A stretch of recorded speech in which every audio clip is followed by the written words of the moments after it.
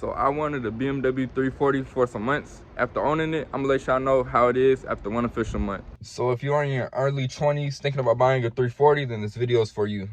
So the reason I bought this specific car is because of the main transmission, the red seats, and just for the BMW's the B58 reliable reputation, and really for it just being an upgrade from the E90. I had a base model, so obviously that's a big upgrade to this. So first up, insurance, man. So currently I'm 22. I've been insured for about 5 years because I got my first car at 17. That matters a lot when it comes to insurance. How long have you consistently had insurance? I paid $290 through Geico. Now that's for full coverage on this car and reliability on a 07 base model. But honestly, I don't even think the base model is like $30. I don't think that's anything to insure. So really about $290 is really about the whole, you know what I'm saying, the whole cost. And so I've owned this car for about a month, and you might be thinking, it's only been a month. That's one of the most reliable cars. What has really occurred, I had one of the biggest maintenance issues pop up on me. The turbo had failed.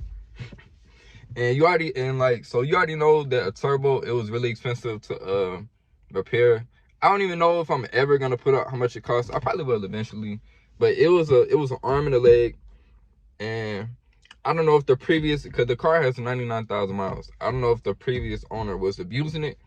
I don't know if these turbos prematurely fail. I know engine, transmission, they last to 150,000 miles, 200,000 miles or whatever. But the car is completely stock, so it wasn't no modifications, and the turbo went out. Also, I had to replace the battery. It was the original battery from 9 years ago. That was 2016. So yeah, I had to replace the battery, the turbo, and then with replacing the turbo, because I forgot which part of the turbo had failed. It really was turbo sealed, so it had soaked the spark plugs. So I had to replace spark plugs as well. So all in all, after 1 month, I spent a lot of money. Like, we're thousands, like not one, not two, not three. We're talking thousands of dollars. So yeah. Now I will say, outside of the big hiccup that I did have, to drive this car daily in comparison to a base model E90, the previous generation, this car feels really good. I mean, it's as smooth as smooth can get. On the highway, it's good. I have a manual transmission, 6-speed, so it idles kind of high whenever I'm cruising at, let's just say I'm cruising at 70 miles per hour, you want your RPMs to be low, like as low as possible. If main transmission, it sits at like 3K almost. That's probably at like 80, but still though, even if I'm at 70 miles per hour, it still sits at about 2.5K RPM. So that's a little annoying. I will say stock in comparison to my E90, the 328 is way faster. And yeah. And so far, the only thing I've done to it, last night I cut off the mufflers, cut off the resonator. The car sounds great. I don't really have any intentions on doing anything further than that at the time. Obviously tint, little body parts, but nothing crazy. I got 2-year warranty on the turbo, so I'm not doing downpipe soon for at least a couple years, because I just don't want to take any chances with the warranty. I'm gonna just play it conservative. But this car at this point is really everything that I need though. I mean, for a daily, for what I need, it's great. So would I do this again? Personally, I would. Under the circumstances, that's the only hiccup that I have for like the next year, that turbo fell in. Other than that, the car has been great. Granted, it's only been 1 month. I mean, in terms of gas, it burns less gas than my E90 328, just because this car has got way more better. This car averages about 26 miles per gallon.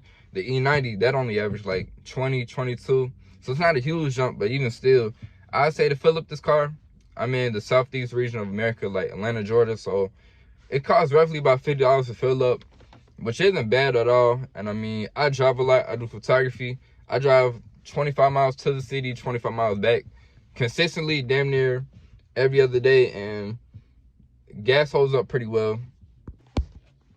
So who should buy this car? Really, I would say age don't really matter. Obviously, it really comes down to the amount of money that you make and the amount of money you have put up.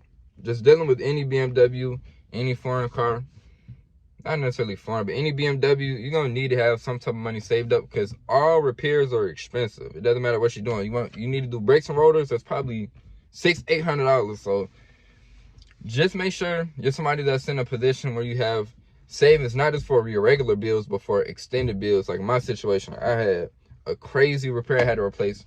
Granted, I'm blessed and grateful to be in the position that I was in. But yeah. So if you're young and watching this, don't buy a car to impress other people. Buy a car that you know you can sustain and that you can handle what comes with it. And so a lot of times from the outside looking in, you might look at something and you just make sure you do a research and understand what things cost, maintenance wise, and all of that. You know what I'm saying? And don't ever get caught up in social media or any of that when you're looking at other people your age or any of that, like, oh, this person, they got that or they got that. How's they doing that? Because the comparison will kill your joy, and you never know what somebody else is doing for them. You know what I'm saying? Like me personally, I went through college. I pay for everything myself. No problem. But let's say you trying to compare your situation. You're struggling. You're having to help other people. And that person on Instagram who got the Hellcat, you never know that his parents might have paid for half of that. His parents might have financed that for him. You know what I'm saying? So never get caught up in you trying to compare what you got to what somebody else got, because everybody's story is different. Tomorrow you could be lucky. You could be lucky when you could be in a great position, and they may not be up. But at the end of the day, just be grateful for what you got. I understand we all on God's timing for real. So I mean, it's been times in my life where I was like, oh, I want this, I want that. But you just got to take a step back, understand it. If the time ain't right, the time ain't right. And you'll see it. You'll have signs, things will show you. Just be patient. This is the biggest thing that I did. You could never lose or go wrong by staying down and stacking money. Like, you could never go wrong with that. Let's say, you thinking to yourself, should I go and do this? If you choose to be patient and just continue doing what you're doing and continue bettering yourself, continue learning more things to better your future self, you can't lose like that. And then the time gonna come, you know what I'm saying? I stayed down for a long time. I could have been got this car, but I was kind of delaying it for no reason. But at the end of the day, I'm not mad at it, because the only thing I did was save more, invest more into the stock market, and learn more. That was it. So just be patient. Don't try to impress nobody. And time gonna come for sure, man. I got more things on the way for this YouTube channel. Hopefully this is a video that y'all able to watch through more. I try to put more effort into thinking about how can I retain y'all, and more things on the way. This isn't gonna be a channel pushing high crazy power. That's not really my intentions anytime soon, especially with this car at least. But yeah, man, y'all be blessed.